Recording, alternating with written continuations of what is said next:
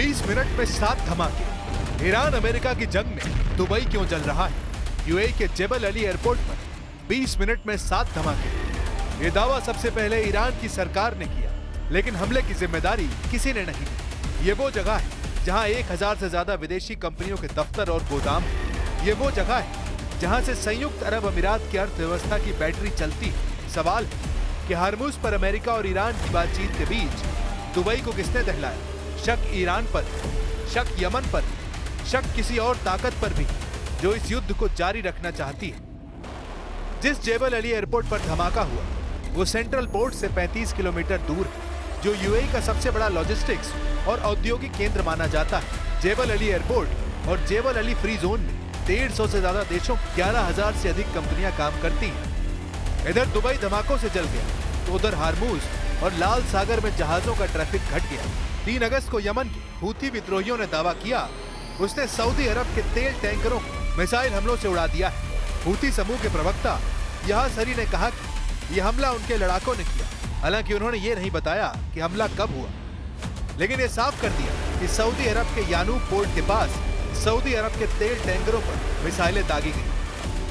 مكنت القوات المسلحة اليمنية بفضل الله من استهداف سفينة وفاء النفطية السعودية شمالي البحر الأحمر أمام منطقة ينبع، وذلك بعدد من الصواريخ البالستية، وكانت الإصابة دقيقة بفضل الله. Hormuz पर तनाव के बाद ईरान ने हूथी विद्रोहियों को लाल सागर पर नाकेबंदी करने के आदेश दिए थे। हूथी विद्रोहियों को ईरान का ताकतवर प्रॉक्सी माना जाता है, जो यमन के उत्तरी हिस्सों में रहने वाले जायदी शिया समुदाय का एक हथियारबंद लड़ाका ग्रुप है। हूथी सरकार पर भेदभाव के आरोप के बाद यह ग्रुप सामने आया था, लेकिन अभी यह ईरान के इशारे पर काम कर रहा है, जिसकी पकड़ लाल सागर में मजबूत मानी जाती है। उधर ट्रंप ने दावा किया कि हार्मुज को फिर से खोलने पर जल्दी समझौता हो सकता है, क्योंकि ईरान और ओमान के बीच हार्मुज को लेकर प्लान तैयार हो रहा है। हार्मुज पर नया प्लान यह है कि जो जहाज ईरान की तरफ आएंगे उन पर ईरान नजर रखेगा। जो जहाज बाहर जाएंगे वो ओमान के रास्ते से निकलेंगे। इन जहाजों को ओमान क्लियरेंस देगा, लेकिन इसकी जानकारी पहले ईरान को भी होगी। अगर ईरान को जरूरत लगी तो वो जहाजों की जांच भी कर सकेगा। लेकिन ईरान की मीडिया में दावा किया जा रहा है कि ओमान के साथ जहाजों की आवाजाही पर समझौता होने के बाद भी हार्मुज स्ट्रेट तुरंत नहीं खोला जाएगा, क्योंकि तेहरान ने साफ किया है कि ईरान और ओमान के बीच चल रही बातचीत सिर्फ दोनों देशों के बीच है और इसका अमेरिका से कोई संबंध नहीं है। मतलब ईरान हार्मुज को खोलने पर तभी राजी होगा जब अमेरिका हार्मुज से पूरी तरह बाहर होगा।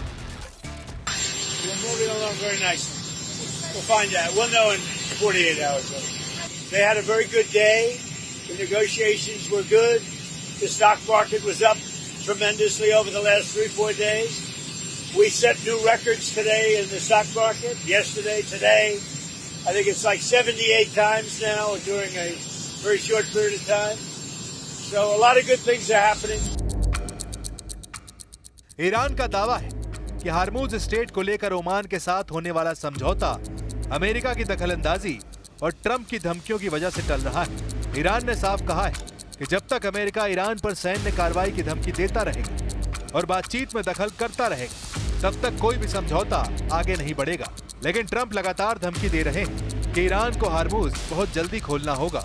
अगर ऐसा नहीं हुआ तो अमेरिका फिर से जोरदार हमला करेगा।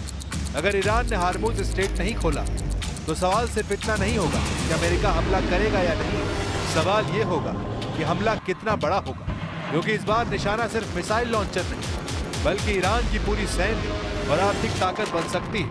ट्रंप ने साफ संकेत दे दिया है कि अगर बातचीत नाकाम रही और हार्मुज बंद रहा तो अमेरिका सिर्फ चेतावनी नहीं देगा बल्कि सैन्य कार्रवाई करेगा। तो सवाल है कि ट्रंप के पास ईरान पर अगले हमले का क्या प्लान है?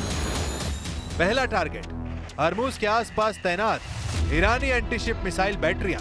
दूसरा target Islamic revolutionary guard corps की नौसैनिक स्पीड बोट्स और ड्रोन बेस। तीसरा टारगेट बंदर अब्बास, केशम और अबू मूसा जैसे रणनीतिक सैन्य ठिकाने। चौथा target radar, air defence system और command and control centre.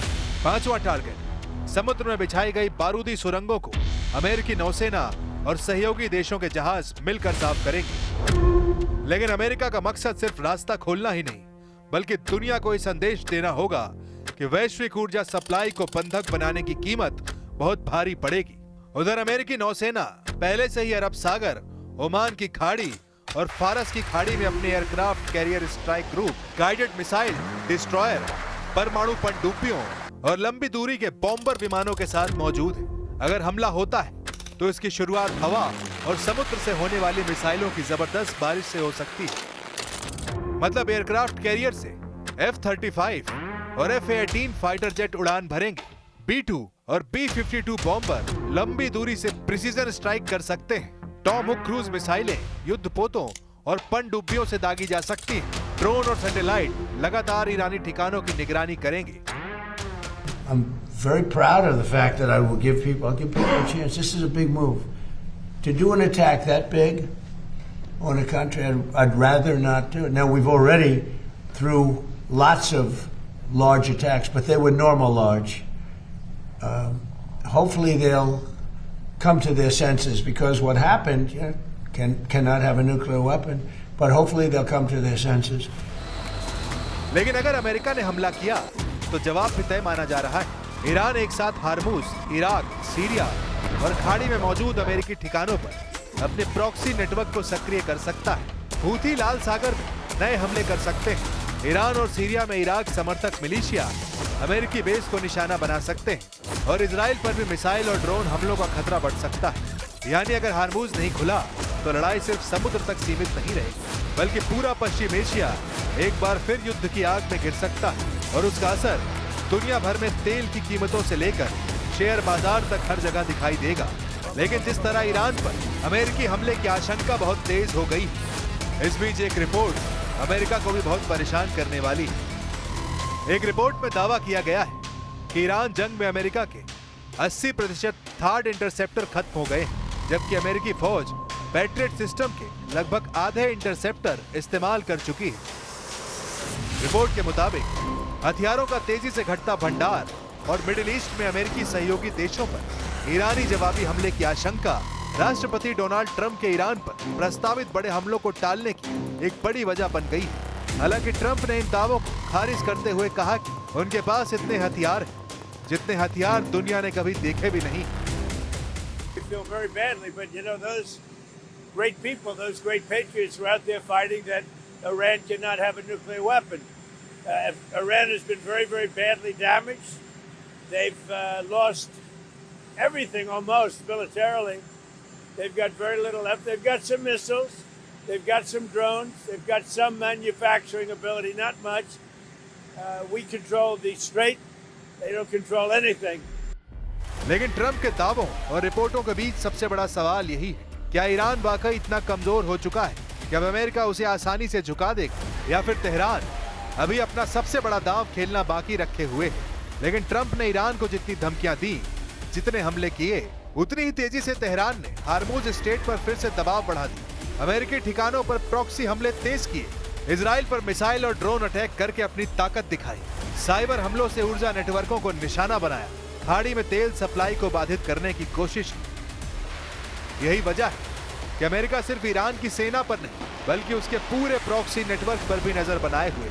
Washington को डर है कि अगर तेहरान सीधे जवाब देने की स्थिति में नहीं हुआ तो हूथी, इराक और सीरिया के ईरान समर्थक, मिलिशिया और लेबनान के हथियारबंद गुट एक साथ नया मोर्चा खोल सकते हैं। यानी युद्ध का मैदान सिर्फ ईरान नहीं, बल्कि पूरा पश्चिम एशिया बन सकता है। लेकिन अमेरिका की टेंशन हार्मूज में IRGC के साथ लाल सागर में हूथियों ने भी बढ़ा दी है। खाड़ी में तेहरान अमेरिकी ठिकानों को तबीयत से निशाना बना रहे हैं। उधर खाड़ी के देशों में भी हाई अलर्ट है। सऊदी अरब, UAE, कतर, बहरीन और कुवैत अपनी ऊर्जा परियोजनाओं और बंदरगाहों की सुरक्षा बढ़ा रहे हैं। तेल कंपनियों ने भी अपने जहाजों के रूट बदलने शुरू कर दिए हैं, क्योंकि अगर हार्मूज और लाल सागर दोनों पर खतरा बढ़ा तो दुनिया की ऊर्जा आपूर्ति पर एक साथ दोहरी चोट पड़ सकती है। और यही वजह है कि इस वक्त पूरी दुनिया की नजर सिर्फ तेहरान या वॉशिंगटन पर नहीं, बल्कि अगले 48 घंटे पर टिकी हुई है। अगर बातचीत सफल हुई तो हार्मूज खुल सकता है और तनाव कम हो सकता है,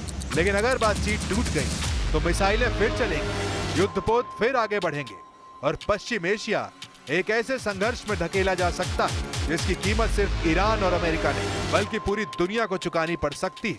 तो सवाल सिर्फ इतना नहीं है कि अगला हमला कौन करे, सवाल ये है कि क्या आखिरी मौके की बातचीत युद्ध को रोक पाएगी या फिर हार्मूज स्ट्रेट से शुरू हुआ ये टकराव पूरे पश्चिम एशिया को एक और बड़े युद्ध की आग में झोंक देगा।